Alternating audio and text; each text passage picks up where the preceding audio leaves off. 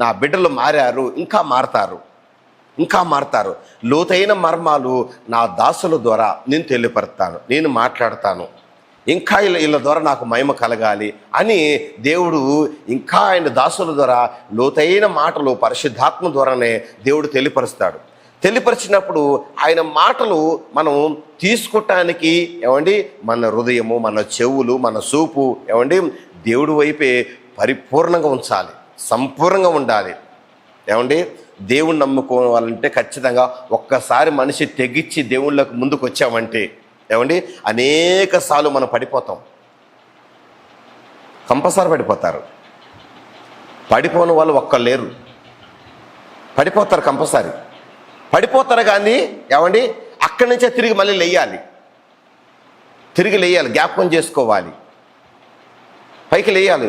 అయ్యో నేను తప్పు చేశా, నేను పొరపాటు చేసిన, నేను అపవిత్రంగా మాట్లాడినా, నేను తెలియక తాగినా, నేను తెలియకో నేను పాపం చేసిన, నేను తెలియకో విగ్రహాలకు వెళ్ళిపోయినా, నేను తెలియకో నేను ఆ లోకస్తులతో తిరిగినా, నేను తెలియకో దేవుడికి ప్రార్థన చేసుడు మర్చిపోయినా, నేను తెలియకో నా ఇష్టానుసారంగా నేను నా ప్రవర్తనను నేను జీవించిన, నేను అన్న భావన నాలోకి వచ్చేసింది అని అనుకున్న మనుషులకి దేవుడు మళ్ళీ ప్రేరేపణిస్తాడు సేవకుల ద్వారా, వాక్యముతో తెలియపరిచినప్పుడు.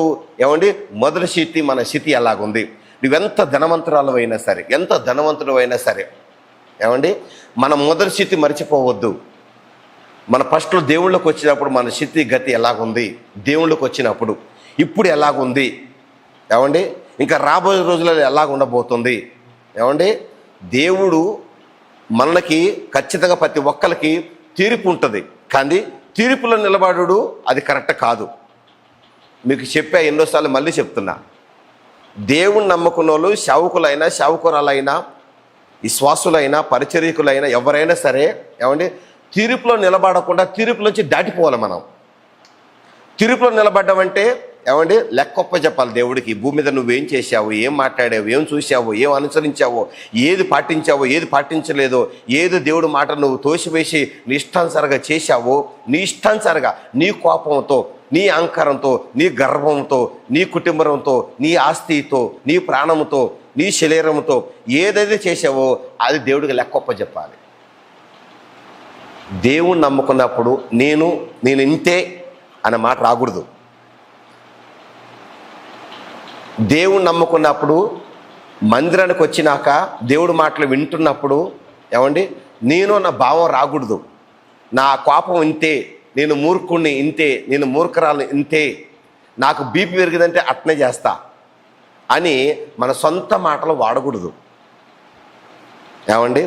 తనకు తాను అణిచివేసుకోవాలి.